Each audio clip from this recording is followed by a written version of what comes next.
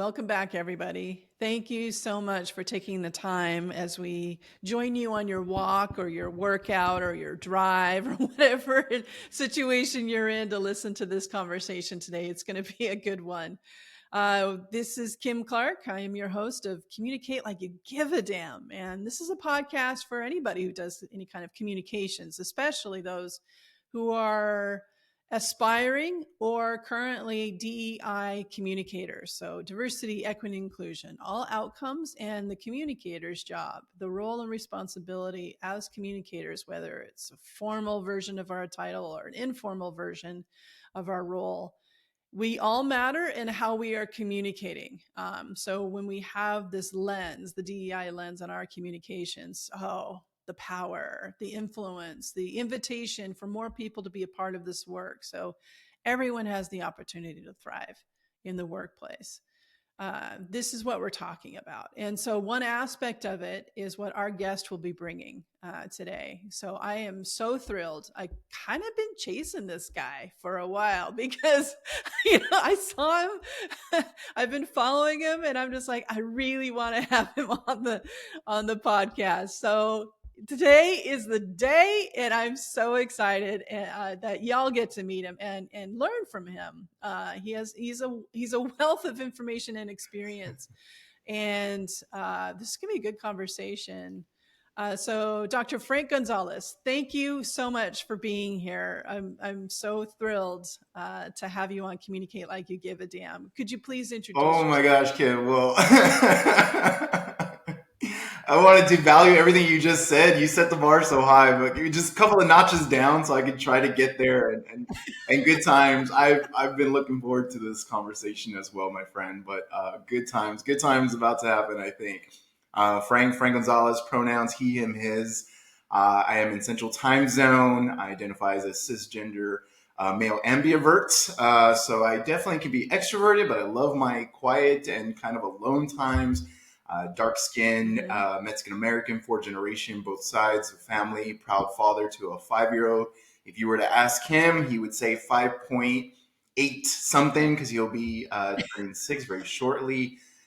Very inspired husband of now 13 years. And one of my favorite quotes that I always love is, and you'll find it that I talk about, is just grant me the service to serve others, for in service is true life. And that's Cesar Chavez. Wouldn't even do justice to that. But currently serving as the director of equity, inclusion, and belonging, and been navigating this space and place now for 2 decades, and it kind of creeped up on me a bit. But we could definitely get into that. And right back over to you at the studio.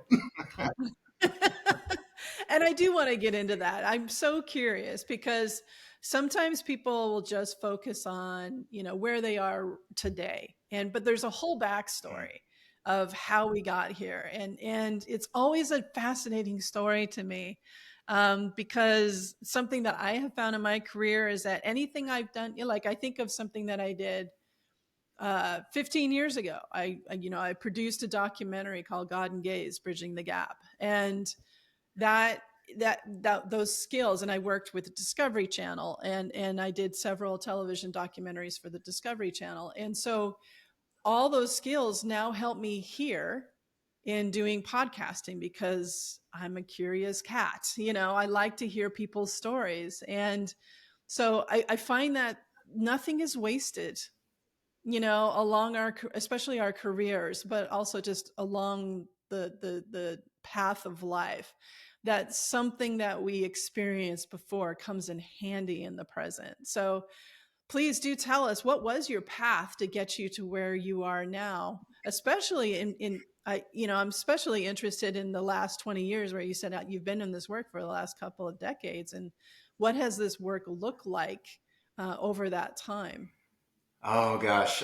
Well, paths, I would say, right? Very, a lot of different paths there. And I think everybody's journey and evolution is definitely unique. And that's what I love about it.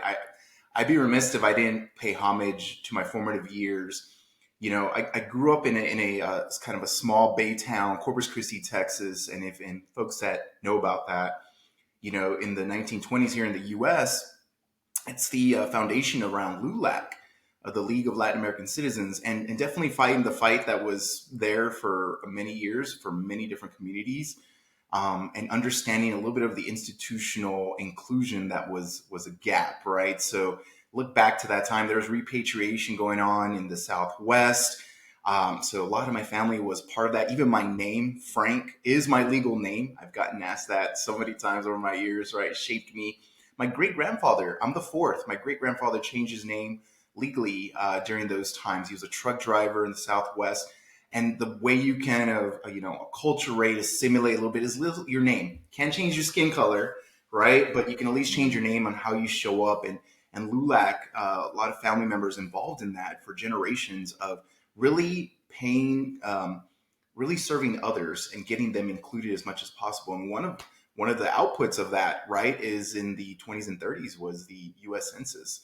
As that Mexican, I'm using air quotes here for those that are listening, the Mexican was a race, like instead of a nationality, and part of who I am too. Those that are listening, I'm smiling, I'm laughing, but it's a little bit of the humor to the things that are heavy, right? And I think kind of fast forward, all my family members were just kind of addressing the things in the coffee area, the food areas, the family time, and just kind of like we came from that subset of folks that you embrace differences and you explore them, and it's also a bit of my identity too. You think about being Hispanic, we've kind of almost a little bit more written history around the castas, is what you call them, caste system, which actually is more around your lineage and who you are and race. And we use names like, prieto, which means dark skin, or negro, which means black. And you would never say that in English.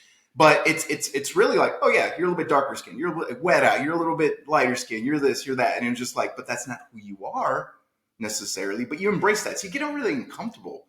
Fast forward into healthcare, and I'll kind of pause there for a little bit, Kim, if you allow me. Is in healthcare, starting off officially, we called it knowing who you are. We were addressing disproportionality.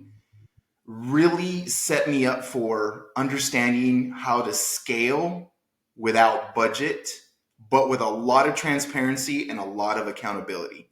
You're talking about a workforce of 55,000 and starting as a team of one and growing. What you did is workshops that were very much about the consumer. And now you're talking about health, where literally exclusion can be life or death, right? Not, I mean, everything means life or death in the end, right? When it comes to D&I efforts, but literally you'll see it short term, the exclusion effects, right? And how you do that is those folks that back then saying, oh, I'm passionate about this. Okay, great. Whether it be 10 or 12% that were favorable towards your efforts, how about you go through this journey with me? I'm asking for you to facilitate these workshops that are very action oriented, right? To do it once a month, once a quarter, once a year with me, and you localize a coalition, much like what you call a D&I council. And our demographics and everything was very transparent, including our pay. And so how do you prepare a workforce for that? Well, you have to differentiate very, very equitably what are the true differences in your pay, Kim, and my pay as Frank, right? Like, what are the differences? Is it tenure? What is it? Right? And so all these things kind of set me up for corporate, spent some time in insurance and banking, a little bit of private consultancy, which exposed me to a number of different kind of industries, and most recently the QSR. But nowhere in my journey was the path any different in using a lot of transparency coupled with accountability, right? Regardless of what your budget is, regardless of what your headcount efforts are, encouragement around D&I efforts. But a lot of it was that healthcare and really seeing exclusion up front and what the ill effects can definitely be around that. And that's an excellent point. And you know, it's you were talking about Texas, and their kind of approach to abortion and the limitations and restrictions there. It's definitely going to impact women's health, and it's going to definitely impact Black women's mortality rate, which is already disproportionately impacted. So when we talk about diversity, equity, and inclusion, they're outcomes, right? And when we're talking about equitable, having an equitable healthcare system, We're talking about making sure that everyone gets the kind of access to the healthcare that they actually need, that what they're believed when they share what's going on for them, that they are believed and that they are given the treatment. And so while many of us could say, well, I work in employee communications or HR communications, this is communications as well. So what kind of tone and are we setting, the kind of personality, the approachability, the language, what kind of example are we setting as an organization, whether, especially if we're in healthcare, around equity and access and trust and transparency, um, in our organizational communications, as well as the communications across the departments and the colleagues who work together on a regular basis, where there is a risk of life or death. And so that's part of the frustrating part of the DEI work, especially over the last 4 to 6 years. For me, is seeing this kind of sanitized version of DEI, that it's kind of this goodwill, it's wristbands and rainbow logos. And that's one of the main, I have several motivations and purposes for being in this work. and one of them is getting people to understand what DEI is trying to solve for. And I really appreciate that you brought up that it's literally, it could be somebody's job, it could be somebody's reputation. I actually know of somebody who has been a high-level executive for over 10 years of a major brand, who developed alcoholism and then was laid off. His position was eliminated, and he had made so many sacrifices for so many years, moving his family around for this job to keep up with this job, while trying to self-medicate. In order to keep up with the job, he's ended up not only losing his job but also his family and his home. And so there's and this is a straight white male. So when I say DEI benefits everybody, we mean it. This is an invitation to the work, no matter what your background is. And there are backgrounds that are severely disproportionately impacted by the inequalities. So thank you for bringing up that example. I really appreciate that highlight. Is there anything else that you would add? You mentioned a few things that I think are kind of the foundation of where we could focus, and where I think those efforts will last, whether you call it the last 4 years, 5 years, 6 years since George Floyd. It is a lot of the structural inclusion and access, right? Accessibility, but it's almost going counterintuitive to a bit of human behavior. That I would add is that, in all honesty, right, when you think about behavior, people are selfish. People are selfish. And there's that saying that I've heard and I've used a lot too: not all skin folk are your kinfolk. Meaning that you may have more commonalities and more common ground with somebody that doesn't look like you optically, than somebody that does.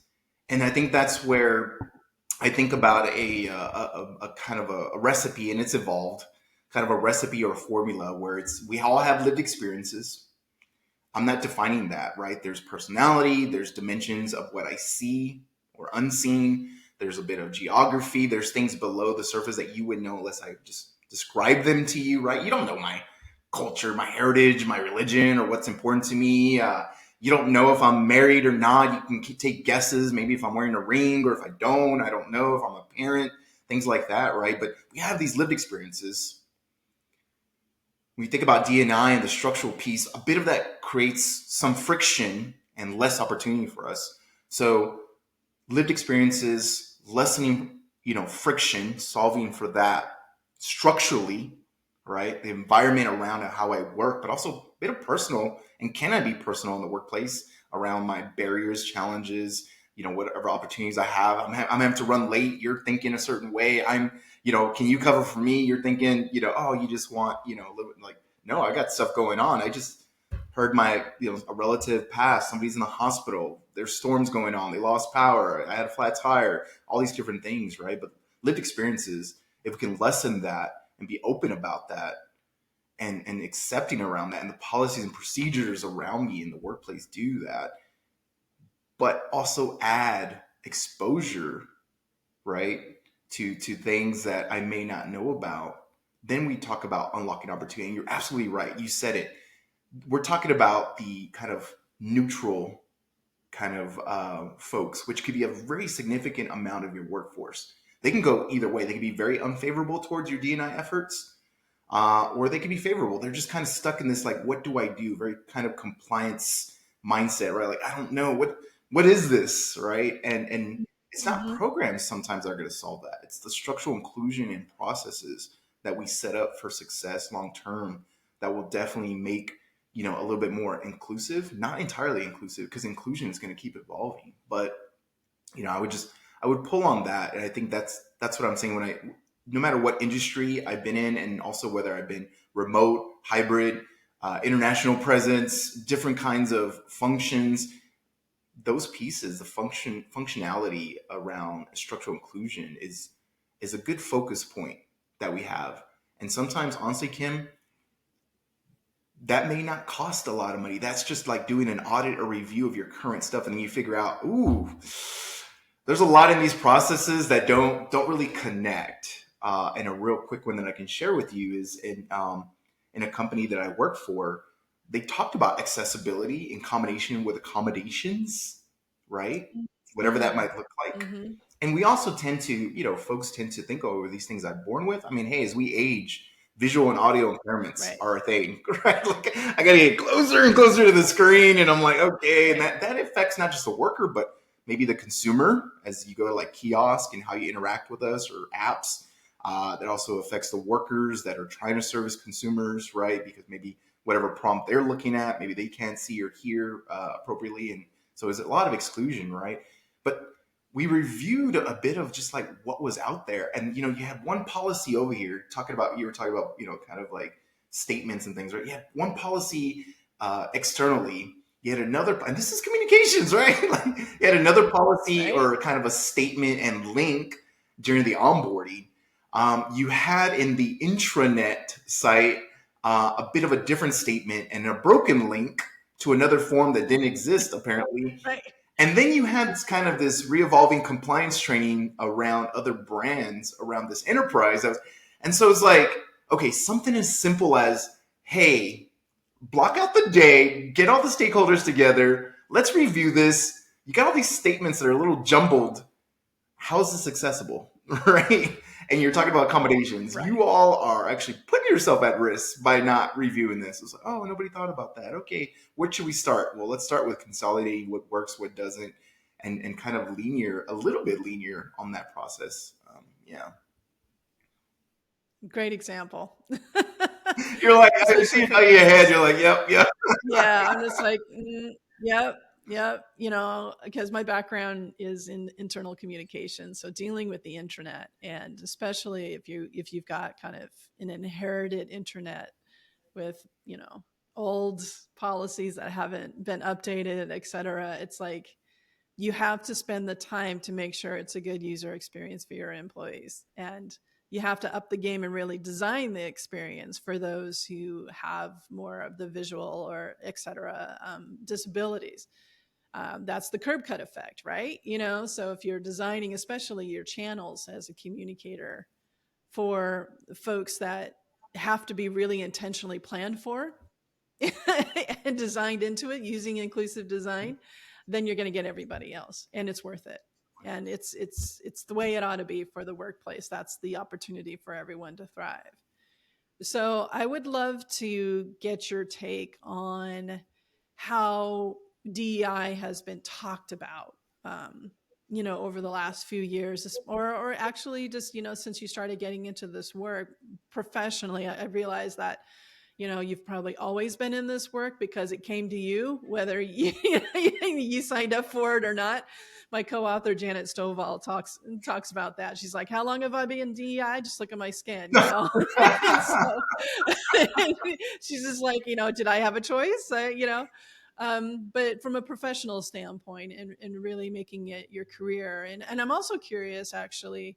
of your, the education pursuits, especially what you studied, as a doctorate student, a doctoral student, and how it is translated into the work that you do. So I'm going to change my question and do a little bit more background, if you don't mind, before I get into the messaging and the narrative that has been evolving, Okay. especially over just the last year. We're recording in 2024, but certainly over the past couple of decades. So a bit of formative credentializing, as I would call it, and then we'll back into it. Just okay. Um, some of my best leaders, and this is backed by data, but personally, have always been women.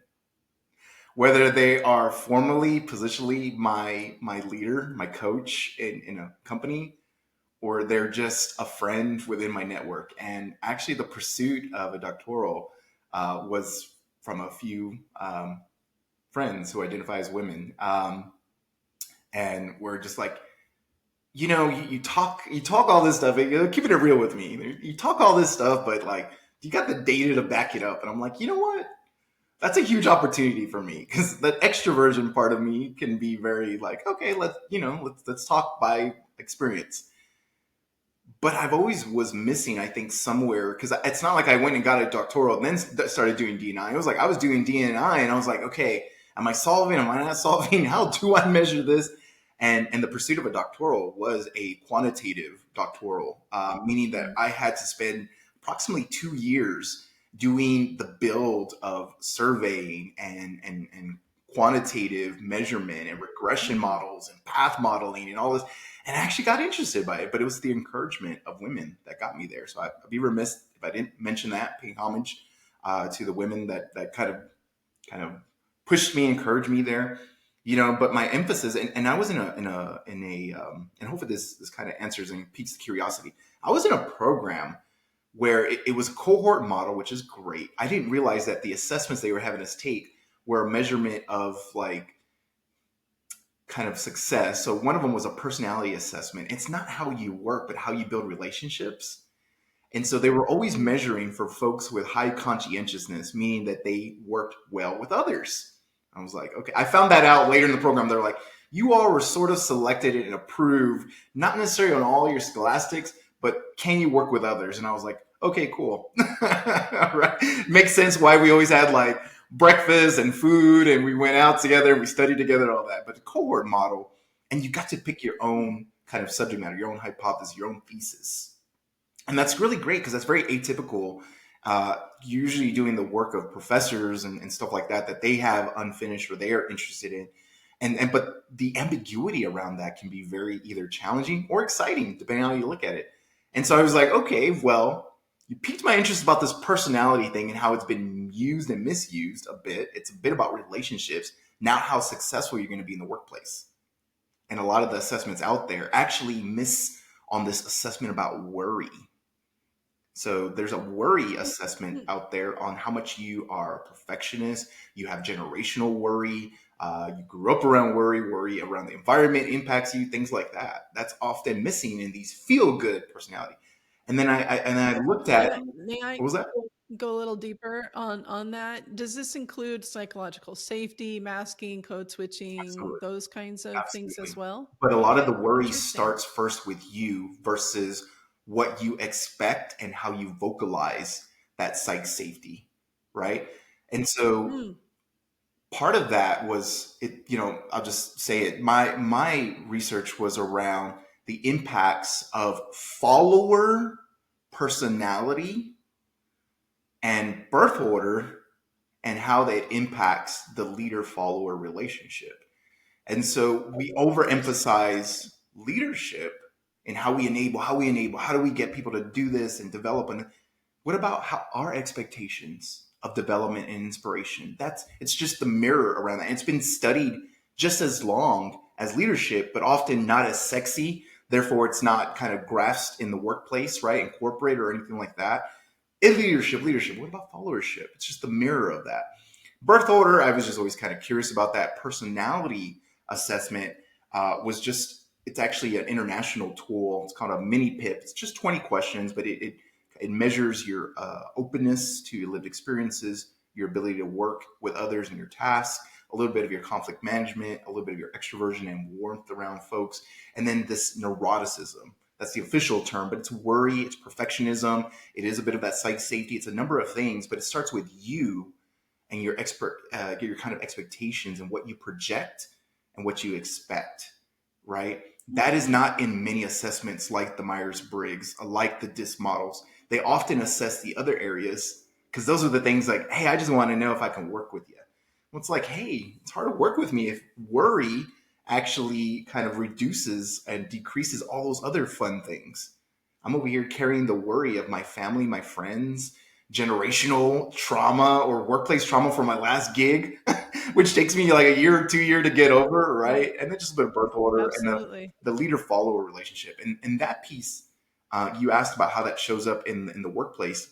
Well, lo and behold, right? I was able to get like a lot of folks to sample really great representation of demographics across and industries, et cetera. But after doing that kind of unsexy regression model, I thought it was fun. I was like, oh my gosh, I didn't realize I'm a data geek. I really love this stuff. I love data informed things.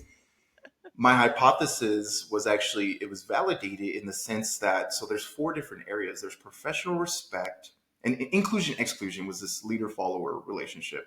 And there's measurements out there. I was like, oh my God, these measurements have been around since the 1970s. Oh my God. I was geeking out over that. I was like, there's a way to assess this very non-traditional than what the workplace usually uses, right? Oh, do you have a friend at work? And do you like D&I efforts? Okay, great. 1 out of 5. Like, no, this was like super granular. But it's professional respect, a little bit of residual like contribution, and then these higher layers of like loyalty and kind of like friendship, affect like states. A lot of folks get stuck right here in these lower 2 levels. Professional respect, you will rank 5 out of 5 and say, my boss, my organization, my team respects my credentials, all that. And this actually impacts Hispanic and Black employees in the US. Huge. They usually rank 5 out of 5. And that's where your workforce will focus in on. Our workforce is happy. So it actually doesn't solve this attrition or even attraction piece because you're looking at it you're stuck on that level.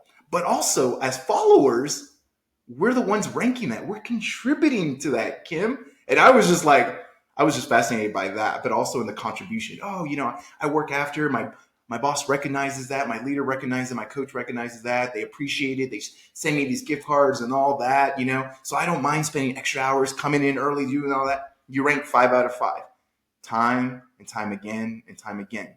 So but you know what? Those are transactional, kind of almost exclusionary ways of thinking and behaving as a follower. And when you think about followership as a worker in an organization, better yet, not even getting into the loyalty or affect, not even the friend state. I'm talking about this loyalty. Loyalty meaning, Kim, I did all this paperwork. I did all this PowerPoint, these slide decks. I did the work on this. I did this.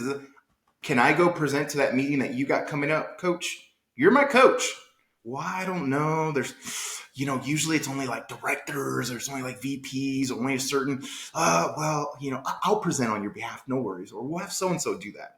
That's also loyalty, not just speaking on my behalf in places and spaces I'm not in, but literally letting me get the exposure, like I was talking about earlier, get the exposure to the work that I'm doing there. So my name is circulated and they say, whoa, Frank, I'm able to answer all this stuff because I did the work. And you'll know that in workplaces, right? We tend to exclude based on level. Well, let's give it the prestige it needs, right? We can't have our senior analyst, God forbid, to present to the senior leaders, right? What are they going to think? I don't know. That I'm a badass? No, I don't know, right? But in my work, in my research, I just whoa, we're stuck in this level 1, 2. You're asking for show up in the level and spaces and places. How about you realistically answer those lower level questions? Beyond your resume, are you really appreciated?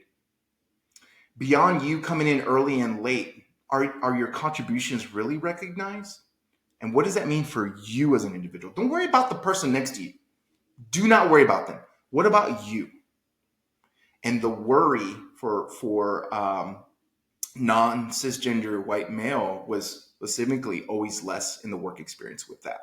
They ranked 5 out of 5, and they would say, "I'm great here." Okay, well, you're going to be stuck structurally in an exclusion environment. You are, because you're not speaking up. You're not kind of vocalizing your expectations, if that makes sense. And it's just taken me on a journey for years now of like, okay, this is showing up in the workplace all the time. Finding voice, right? Speaking up, accountability.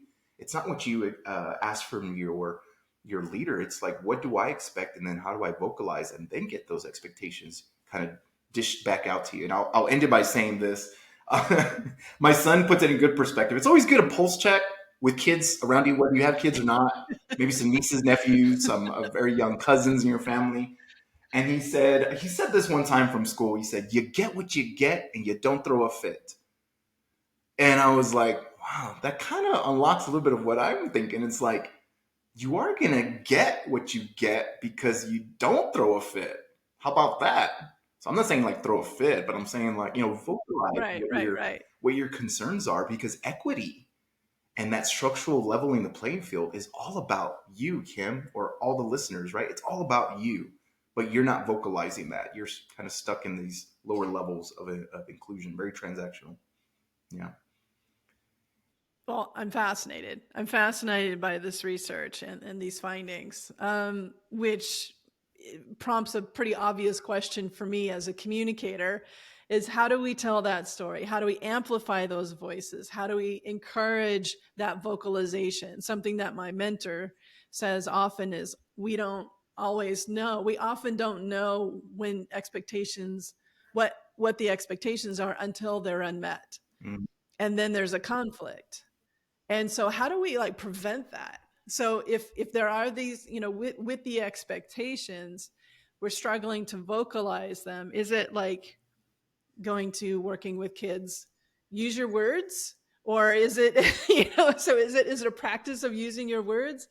And how do communicators kind of role model or extract that or amplify that or channel those expectations in a vocalized way to that we can mirror the experiences at an organizational or at a team level to try to get that conversation going so we are not tripping over ourselves with these unmet expectations that cause conflict. So I think you answered it somewhere in there. You wove it in really great as a expert communicator that you are. Just you kind of planted it there. You do have to look at it at yourself, then team, and the organization. So I can't say that again. You, your team, your organization. You, your team, your organization. One more time, right? And I think you can look at it very tactically first. One thing that I didn't do until many years on, and I think a lot of us can probably relate, is that just sit down for a moment. Literally, sit down for a moment. Think about it and then write it down somewhere. I don't care. Type it up if you don't like writing. I like writing sometimes.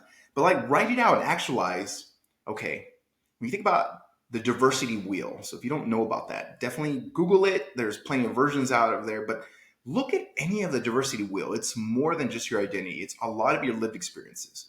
And look at what maybe is causing you personal kind of friction in the workplace and put maybe a 1, 2, or 3 around it, right? Mm. The areas that are maybe a 4 and 5, you're like, hey, I'm good. My personality, definitely, I feel personally accepted here.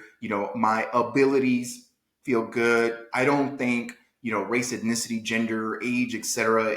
or my sexual orientation is a barrier. Okay, 4 or 5. Where I'm at geographically, maybe it is 1, 2, 3, because I'm remote, I'm hybrid, I don't get to know, or it's not because I live in the same city, area, geographical area of headquarters. All right, and we'll put the 3, make it very personal with you.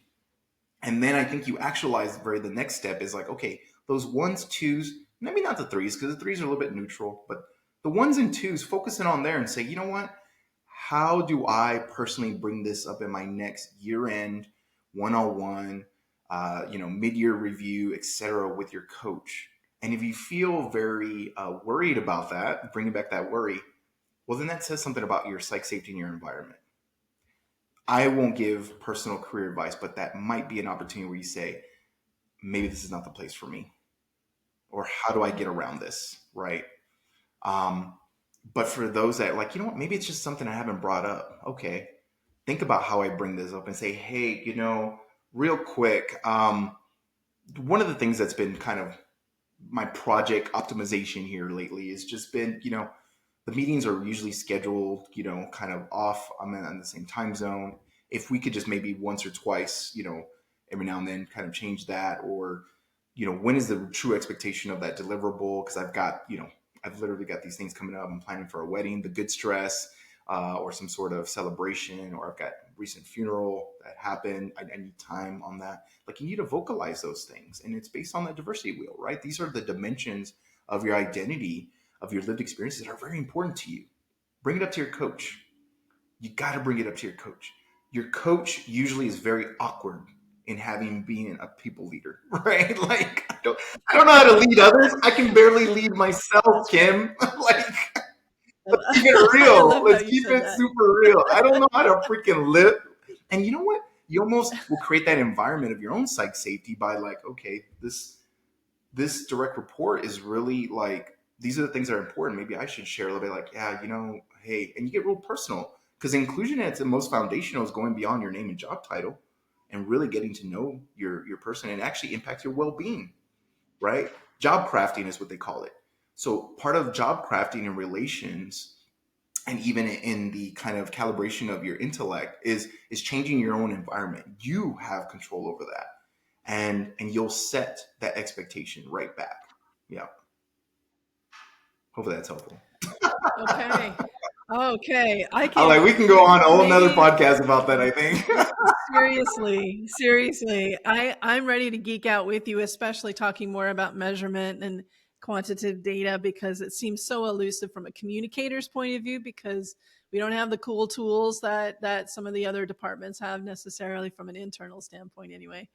But what I'd love to finish our conversation on is really talking about, what do you see in this kind of environment that we're in, whether it's economic, political, climate, geopolitical, in this environment that we're in. If we record this in May, is this May still? Yeah, May 2024. And the role of communications in organizations. And I'm going to tie this into the question I always ask every guest on the podcast. What does communicating like you give a damn sound like? What does it look like?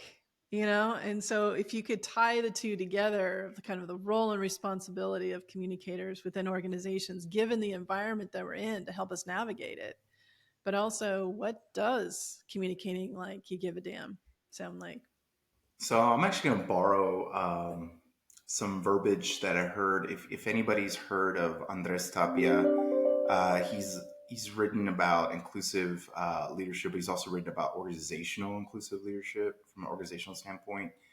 And he often, one quote so I've met with him, I've talked with him. He was a consultant one time, and then I've heard him speak one time, and he talked about, he's like, and I think this is how you communicate like you give a damn. You don't worry so much about uh,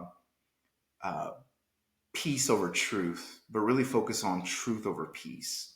And I think that's a really great piece of advice, I think, for practitioners, communicators, anyone in this space, right? To then think about how that resonates with you and then kind of impacts your behavior structurally. So going back to a question you even asked earlier, the role responsibility, but also how we've kind of trended differently. A question that you asked earlier, as I started to geek out over like my research and stuff, is really focusing on more on structural inclusion. That's number one. Like, okay, get it. Programming, all that is not, it's not getting the ROI in business that you want. Okay, focus on structure, whether it be for your market and communications, right? Or whether it be around operations, maybe governance control, maybe awareness pieces of it, maybe around some sort of talent, right? But don't ever forget that when you talk about keeping it real is what I was just saying. How I'll translate Andres's term again. It's not peace over truth. It's truth over peace. Speak the truth. I think we really have to keep talking about the things that are not going well and find a way to communicate that.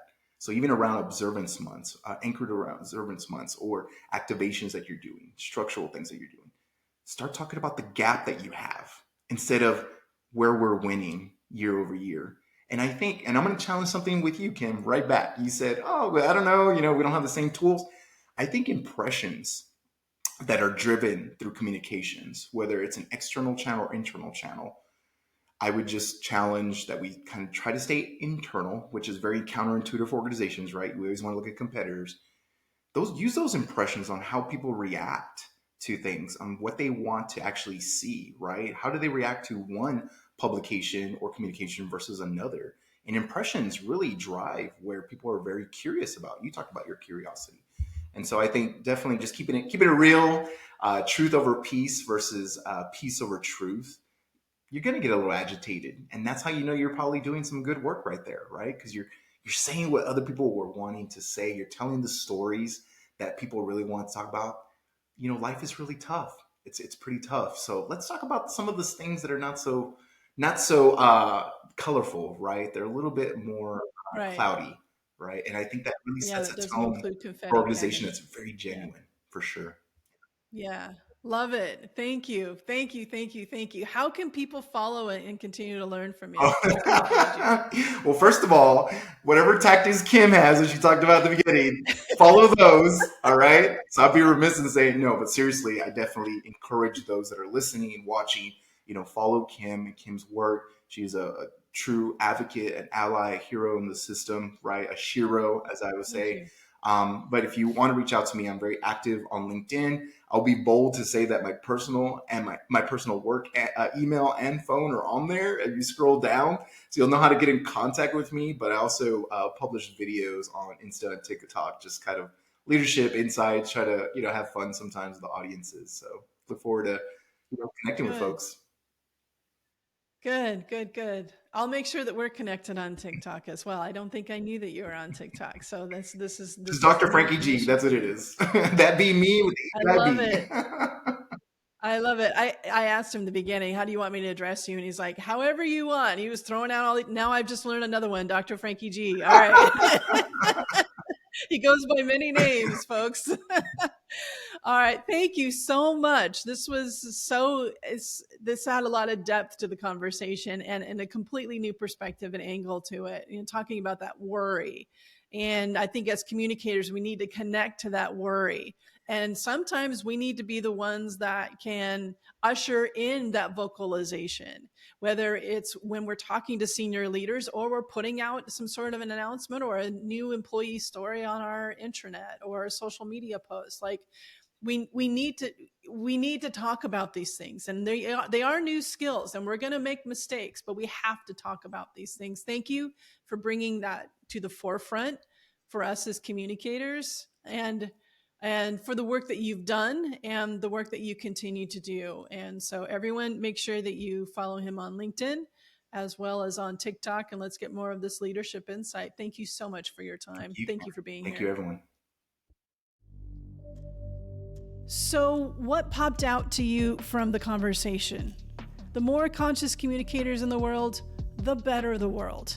So go to communicatelikeyougiveadamnpodcast.com and set up a one-on-one strategy session. And until next time, let's keep taking care of each other.